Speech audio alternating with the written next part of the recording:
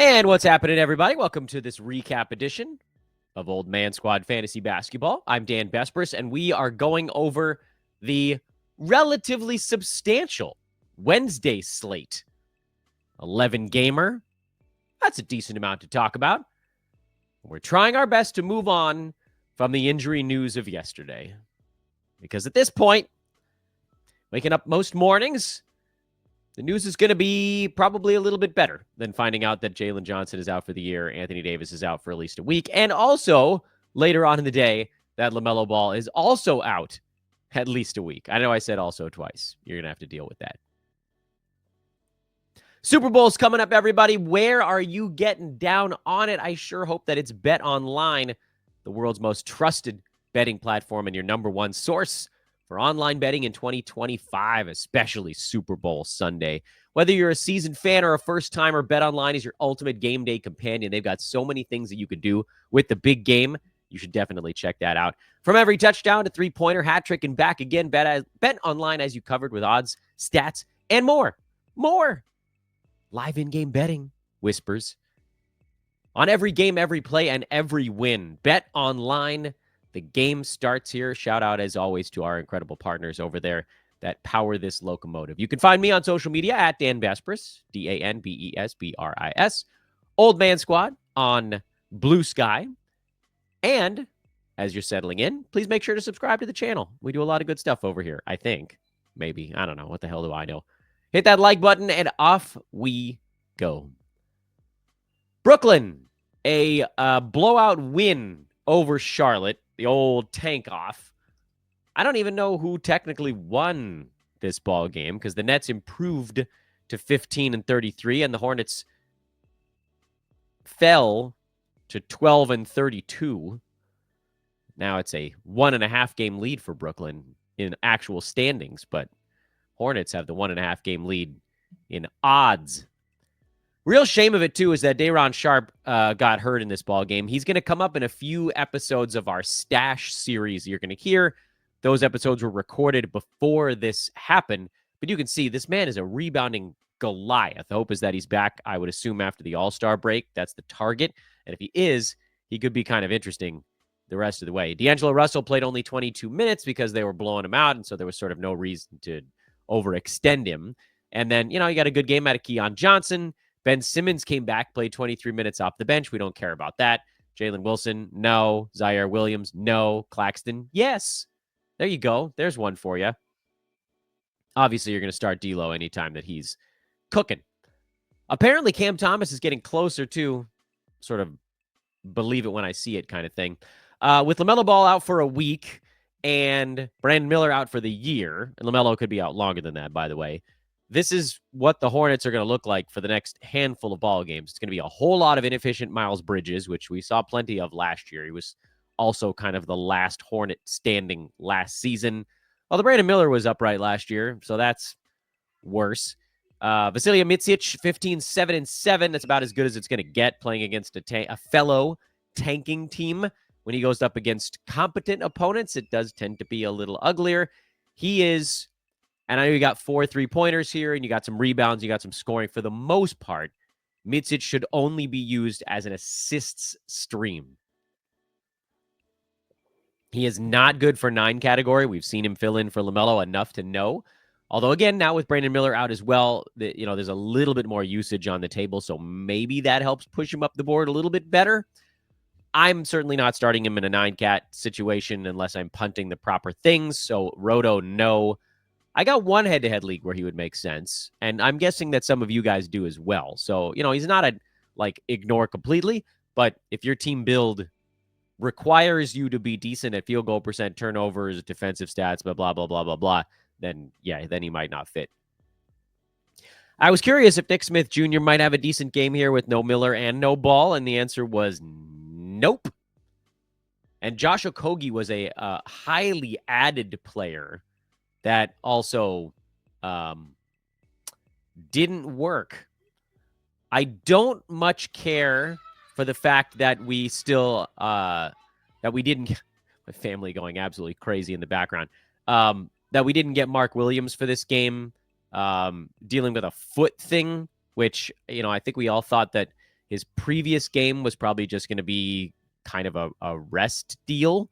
But I don't know. Like, maybe they're just going easy on him right now. Maybe it was because they were playing a tanking team and they wanted to make sure that they lost.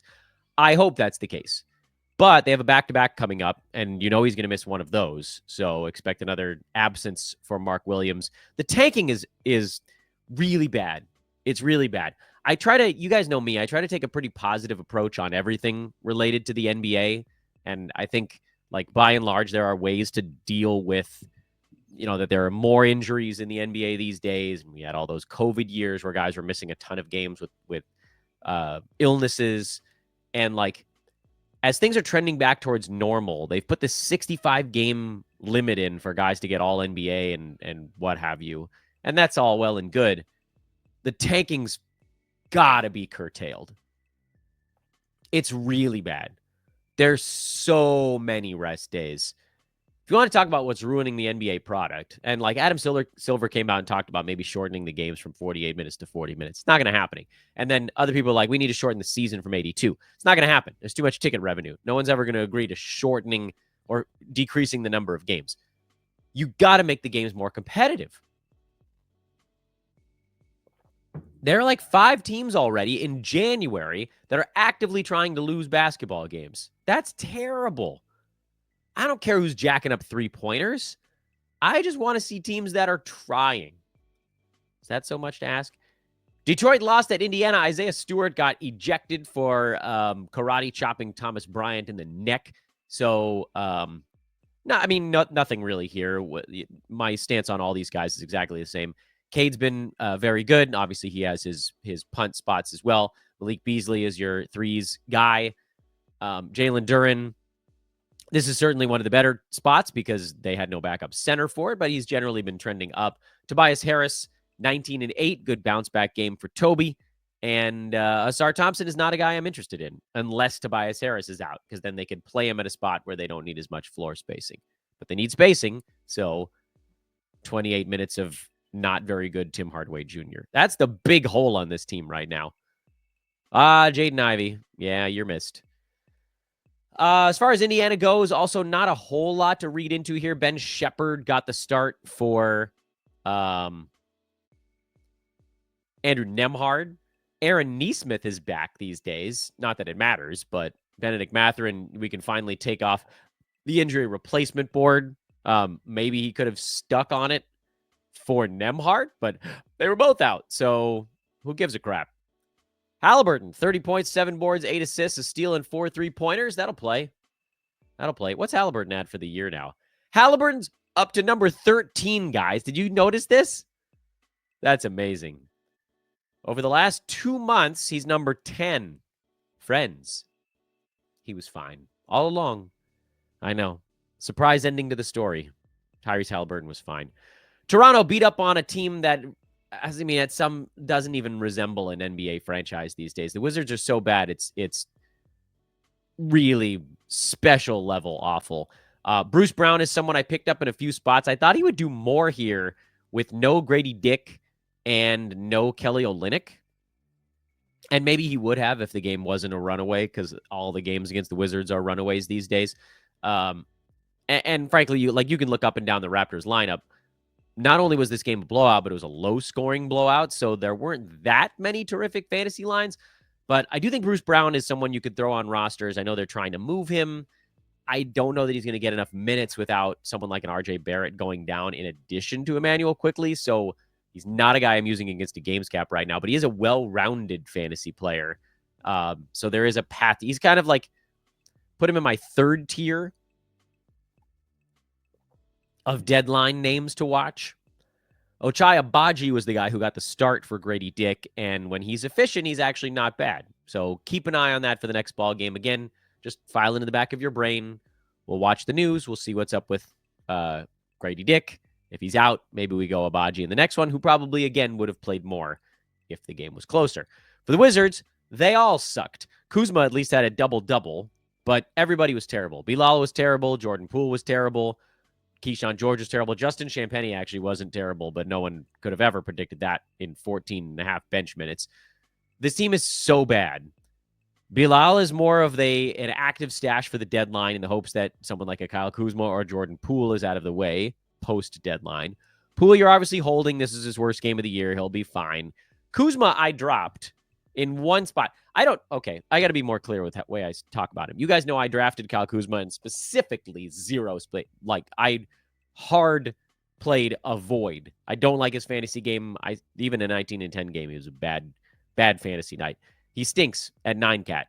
There are punt builds where he makes sense, but I still didn't really want anything to do with it. And then somebody dropped him in a league, and I picked him up just to kick the tires, see if he might get things figured out. I dropped him. I don't think that there's any place Kuzma goes where he does enough to be fantasy relevant this year. I just think it's not going to happen. Doop-a-doop-a-doop, doop-doop-a-doo. Man, that's a bad team.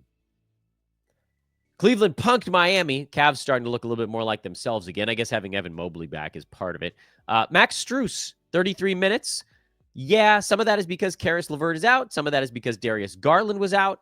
But he's also starting to resemble the kind of right on the 12-14 team border type of guy he was last year, which we have called on this show, not Strus, but that rank of player, king of the fillers. I screwed it up.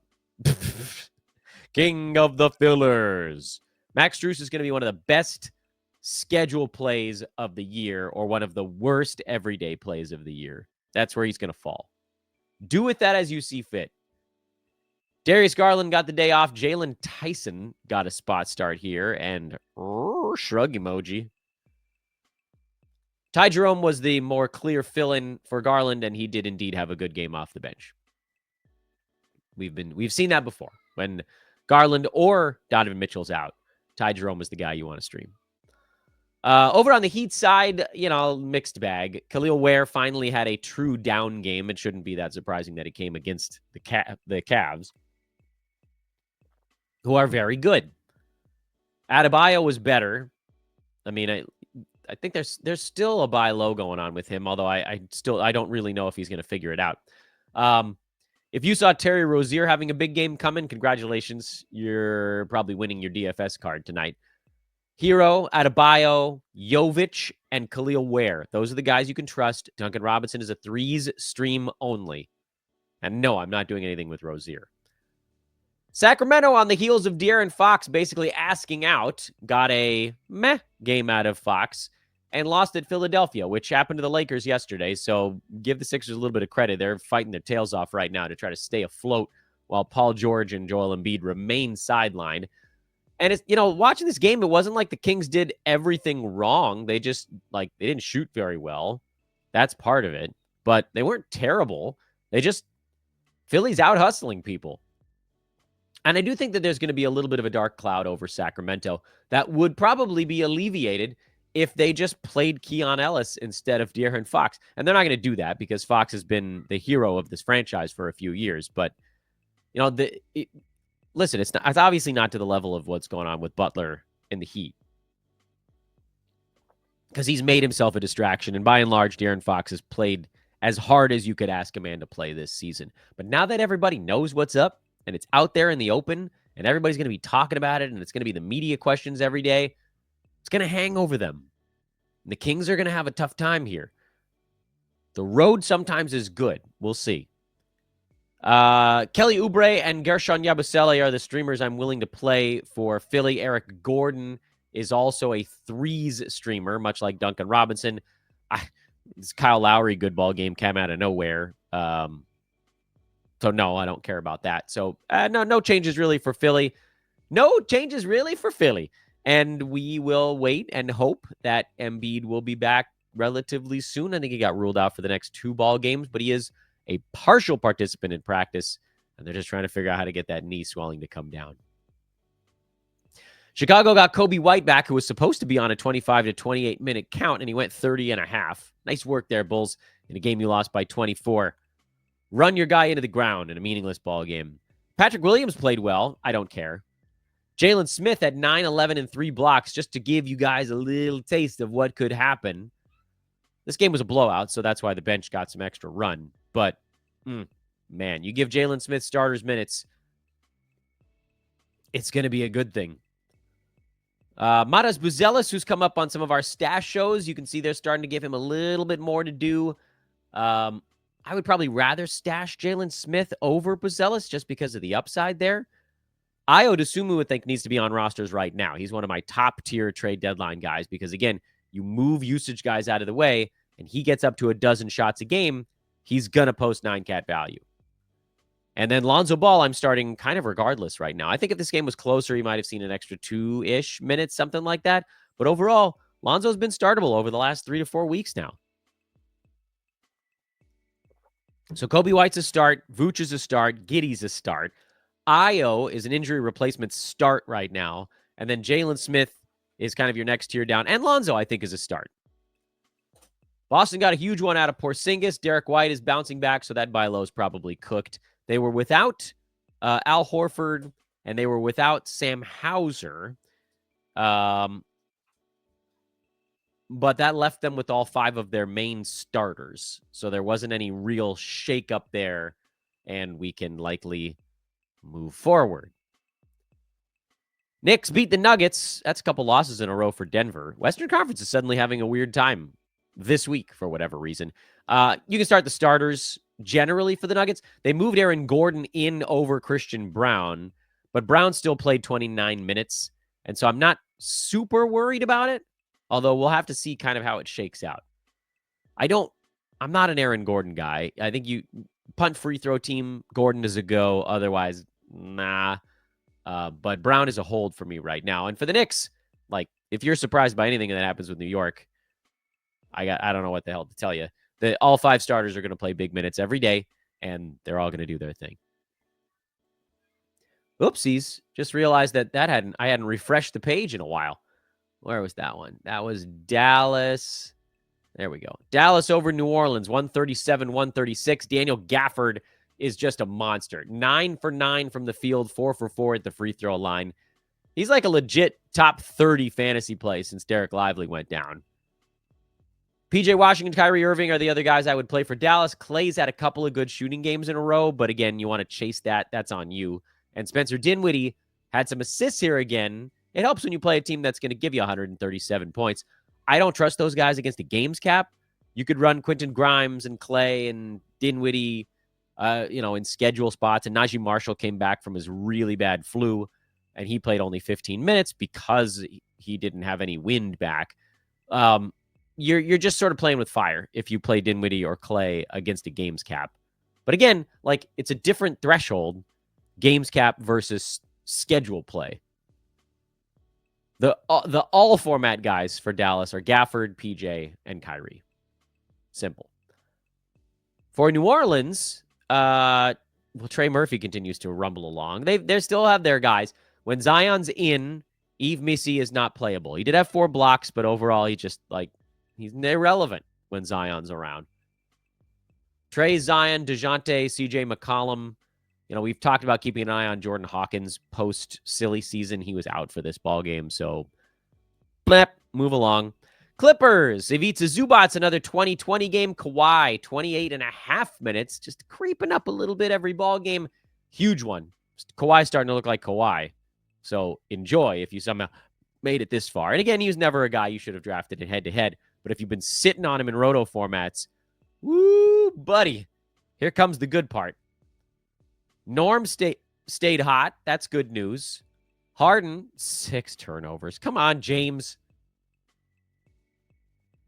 And then Derek Jones kind of came back to earth a little bit. He did get his steals, but again, like, he's just not rest of season level reliable. Wemby was good. Harrison Barnes is on a weird little 3-game run right now, but man, if you got the balls on that one.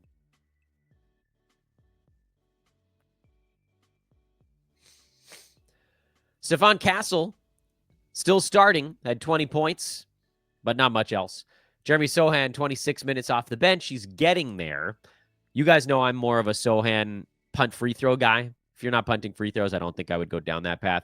Chris Paul will bounce back, so will Devin Vassell. Spurs, again, nothing changes here. This is a weirdly, like, the more I think about this card, the more I think not that much changed, despite the fact that there were 22 teams playing. Like, what changed in this one? Kawhi did a little more. Were we looking for something on Derek Jones? Like, you're not picking up Harrison Barnes. You're not going to trot Steph Castle out there against a games cap. What do we learn? Not a whole lot. I don't know. We'll do our digging as we go here. Man. Yeah, I don't like that. So that, I guess that sort of brings up again this concept of like the ebb and the flow of a fantasy season. We had all kinds of stuff going on. And so, I mean, the good news is that because it was a little bit of a quiet, like in-game news kind of night, it does allow us to focus a little bit more on this concept of the stash. Are there dead weight roster spots on your team that you can pivot into reaching for that upside? Possibly.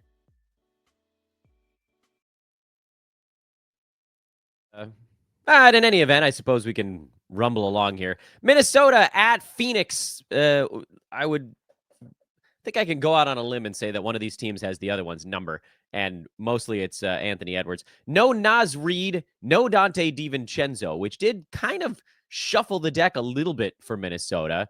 Very cool to see Jaden McDaniels continuing to rock right now. No surprise that Edwards and Randall had to do more because the other guys that are willing to score were basically gone.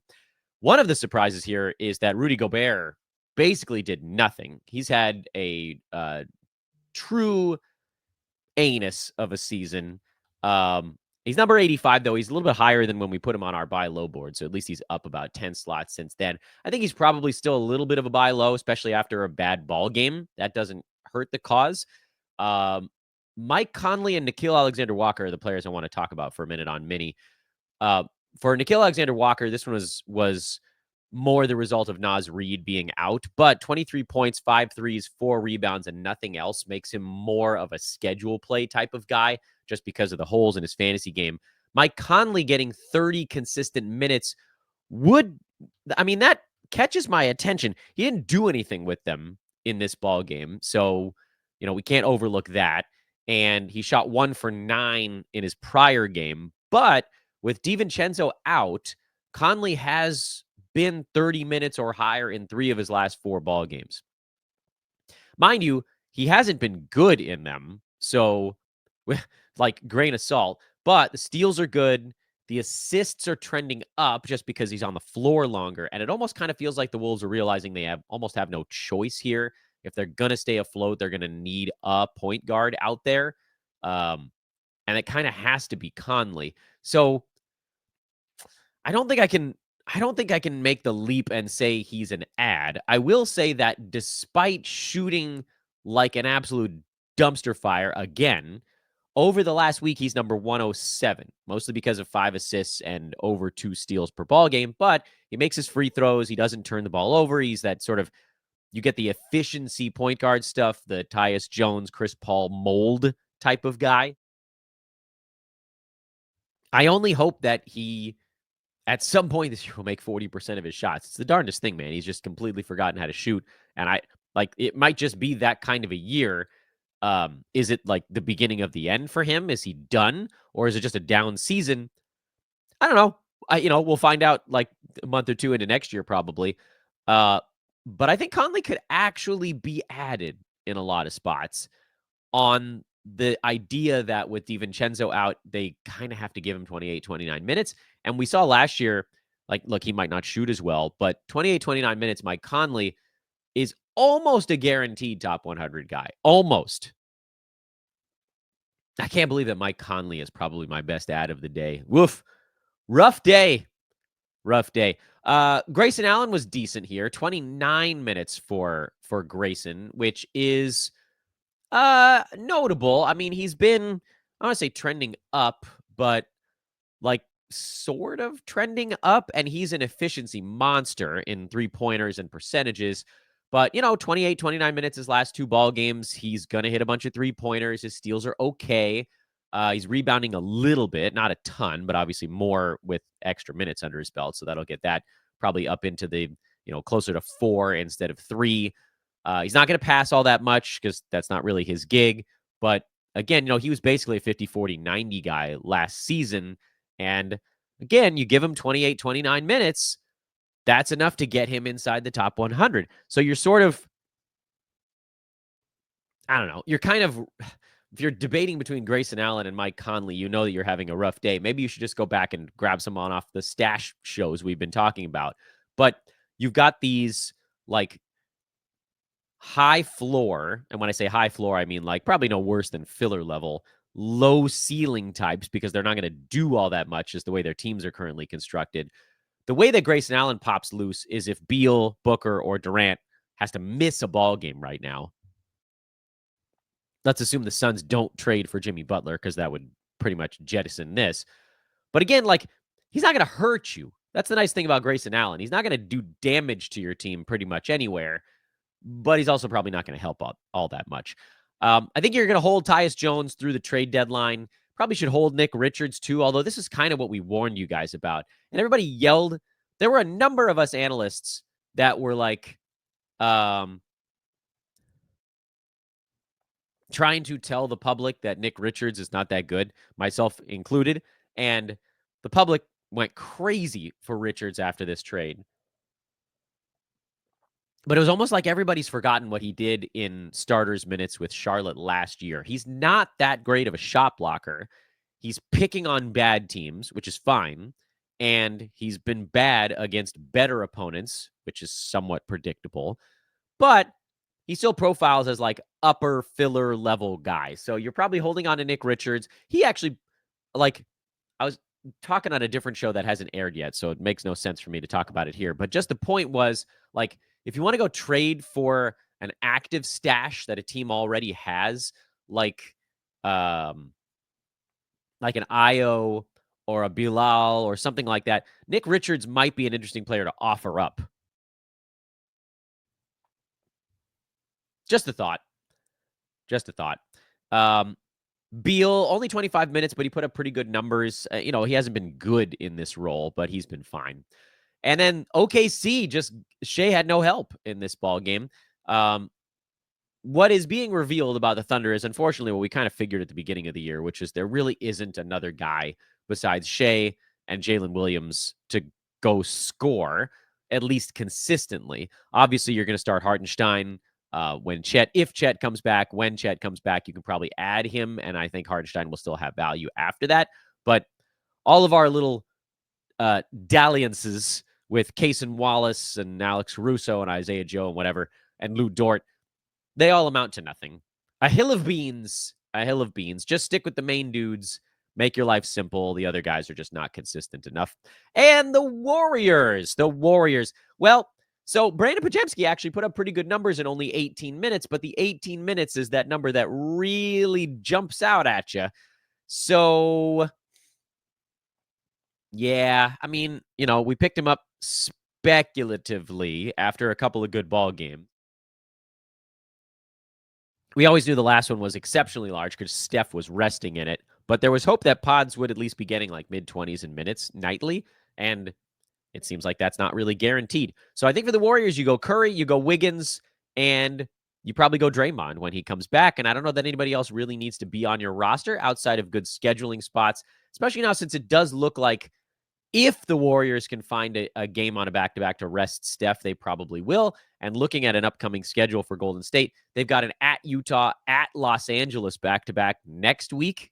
Yuck, that's a crummy travel day. Steph will probably sit that Utah game. They have a back-to-back the following week before the All-Star break that's in Dallas and in Houston. They may not be able to rest him in one of those two. And then they don't have another back-to-back until March 3rd and 4th, but Steph would probably rest those as well. So if you're looking at spots where you might be able to sort of parachute Dennis Schroeder or Brandon Podziemski in, those would probably be the ones. All right, so I said that I was going to make an underdog card on my recap shows. So let's go ahead and let's do that today. Let's have a little bit of fun. I doinked yesterday's. I got them all wrong, but I also had almost no confidence in them. So shouldn't surprise you all to find that out.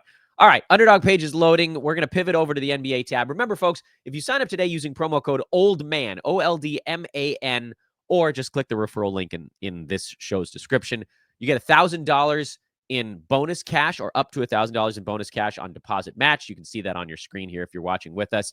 And a free play, which you can't see on your screen because I already used mine up.